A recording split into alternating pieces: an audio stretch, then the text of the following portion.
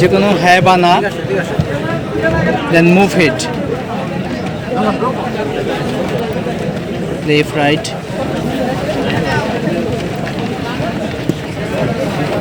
center your head, then hands up. যদি ওকে কোনো কিছু ধরানোর প্রয়োজন হয় দেন গ্রিপ ধরবে, হ্যাঁ, এবং রিলিজ, দেন হ্যান্ডস ডাউন। দেন যদি ওকে বলি হ্যান্ডশেক, আমি যখন হাতটা দিব হাতটা শেক করবো, দেন অটোমেটিকলি। আমাদের রোবটের নাম হচ্ছে এলিভা। আমরা রোবোটেক ভ্যালি কোম্পানি থেকে আমরা এটা একটা হিউম্যানয়েড রোবট তৈরি করেছি, যার ভিতরে আর্টিফিশিয়াল ইন্টেলিজেন্স আছে, যার মাধ্যমে সে বিভিন্ন সমস্যার সমাধান বলতে পারে, অর্থাৎ যে কোনো প্রশ্নের উত্তর সে দিতে পারে, সেই সাথে এটা কিছু ম্যাথমেটিক্যাল সলিউশনও দিতে পারে।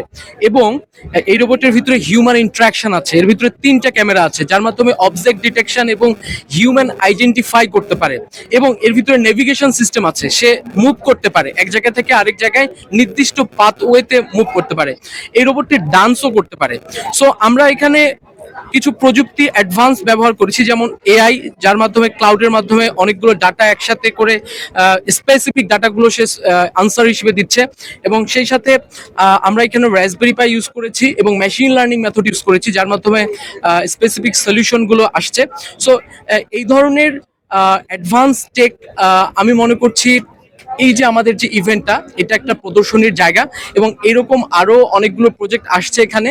সো এই ধরনের ইভেন্ট সামনে যদি আরো হয়, যারা প্রযুক্তি নিয়ে কাজ করছে, বাংলাদেশে যারা টেকের জায়গাটাকে ভালোবেসে কাজ করে যাচ্ছে, তাদের একটা প্রদর্শনের জায়গা বলে আমি মনে করছি। পূর্বে আমরা দেখেছি, আমরা হিউম্যানয়েড রোবট নিয়ে অনেক আগে থেকেই কাজ করছি, কিন্তু প্রোডাকশন লেভেলে আসলে এতদিন যেতে পারিনি। বাট আমরা এই রোবটটাকে প্রোডাকশন লেভেলে নিয়ে এসেছি। আমরা আপনারা দেখতে পাচ্ছেন যে এটার যে বডি ফ্যাব্রিকেশন, এটা আমরা বাংলাদেশে ম্যানুফ্যাকচার করেছি। আমরা বাংলাদেশে আমাদের স্টুডেন্টরা যেটা করে প্রজেক্ট হিসেবে করে, কিন্তু সেটা প্রোডাক্ট আকারে আসে না। বাট আমরা এখন যেটা নিয়ে এসেছি, এটা টোটালি প্রোডাক্ট আকারে নিয়ে এসেছি। এবং বহির্বিশ্বে যে এখন টেকনোলজি ব্যবহার হচ্ছে এআই, জেনারেটিভ এআই, আমরা সেই এআইটা এখানে ইনক্লুড করেছি। এবং আমাদের যে চ্যালেঞ্জটা ছিল ফ্যাব্রিকেশনের, আমরা সেটাও সলভ করেছি। আশা করছি আমরা এটাকে আরো অব্যাহত রেখে আরো ভালো কিছু করতে পারবো। আমরা এটা বাজারজাত করার জন্য প্রস্তুত করেছি, এটা বাজারজাত করার জন্য এই রোবটটাকে প্রস্তুত করেছি। আমাদের আরো ভার্সন আছে, বাট এই ভার্সনটাকে আমরা রিলিজ করছি। আমরা এই মাসের 1 তারিখে এটা লঞ্চ করেছি, রোবট এলিভা। জি, মার্কেটে এটা অ্যাভেলেবল আছে। রোবোটেক ভ্যালি কোম্পানির ওয়েবসাইটে এবং আমাদের অফিসে আসলেও এটা অ্যাভেলেবল পাবেন। যদি আরেকটু বলতেন যে কস্টিং খরচটা কেমন হতে পারে? কস্টিংটা আসলে নেগোশিয়েবল। এই জায়গাটা মানে আমি বলতে চাই যে আমাদের সাথে যোগাযোগ করে আমরা ফিচার অনুযায়ী করবো। অর্থাৎ এই রোবটটার কিছু অ্যাপ্লিকেশন আছে, আমি এটা ব্যাংকে ইউজ করতে পারি, আমি এটা হাউস হোল্ডে ইউজ করতে পারি, শিক্ষা প্রতিষ্ঠানে ইউজ করতে পারি। এটার উপর ডিপেন্ড করে আমরা সেভাবে কাস্টমাইজ করব, প্রোগ্রাম দেব, সেই অনুযায়ী আমরা আসলে কষ্ট রাখছি।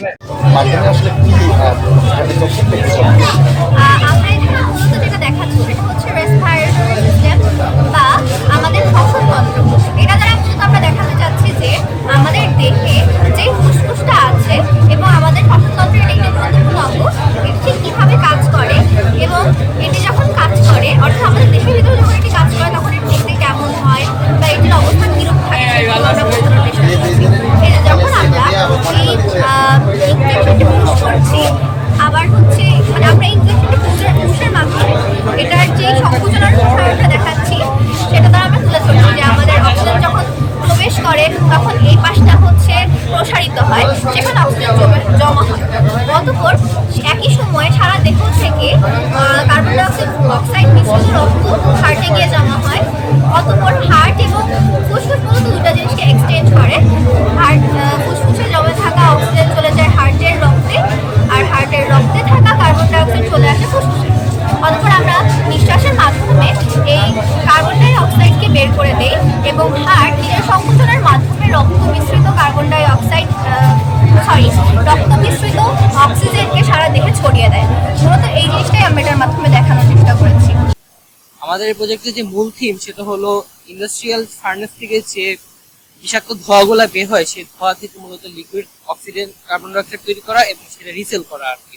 আমরা জানি যে liquid carbon dioxide, soft drinks, তারপর হলো আপনার অগ্নি নির্বাপক যে যন্ত্রগুলো আছে সেগুলোতে অনেক ব্যাপকভাবে দরকার হয় এবং অনেক ক্ষেত্রে আমরা দেখতে পারি যে ইন্ডাস্ট্রিয়াল অনেক কাজেও কিন্তু লিকুইড কার্বন ডাইঅক্সাইড ব্যবহার করা হয়।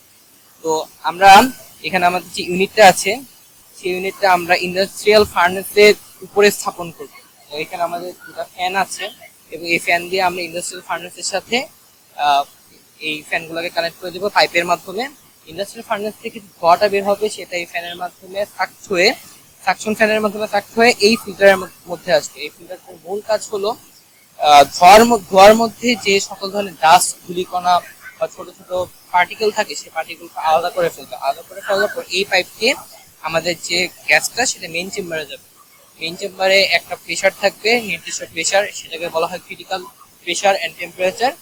সেই টেম্পারেচার দিলে দেখা যাবে যে গ্যাস থেকে যে শুধু কার্বন ডাইঅক্সাইডটা সেটা তরলে পরিণত হবে এবং এই তরলটা আমাদের এই যে স্টোরেজ আছে সেই স্টোরেজে জমা হবে।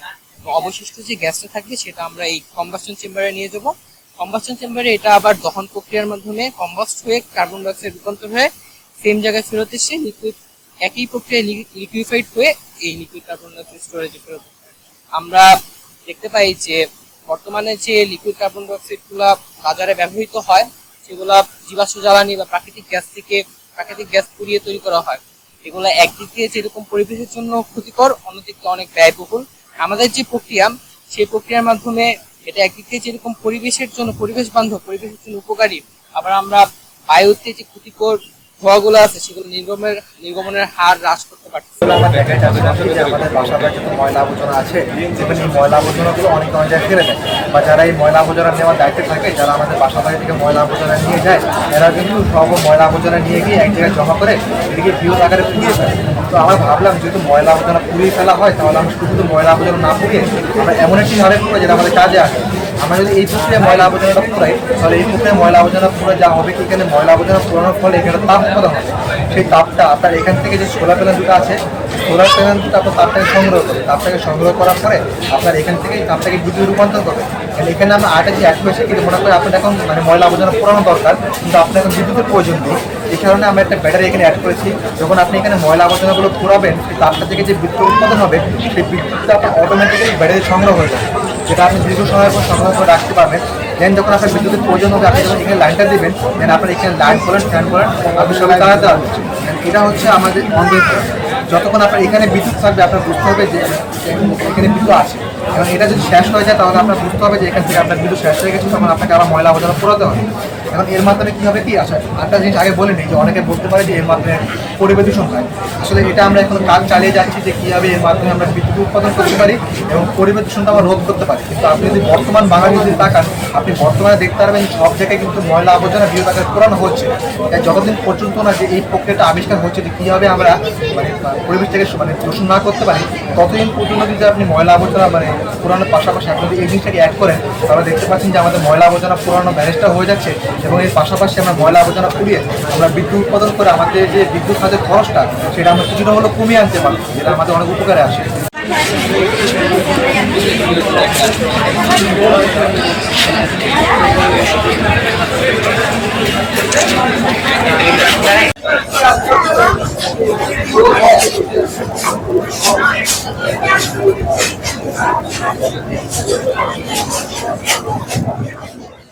দিনব্যাপী আয়োজন হলো বাংলাদেশ ইসলামী ছাত্র শিবির আয়োজিত ইবনে আল হাইসাম সায়েন্স ফেস্ট।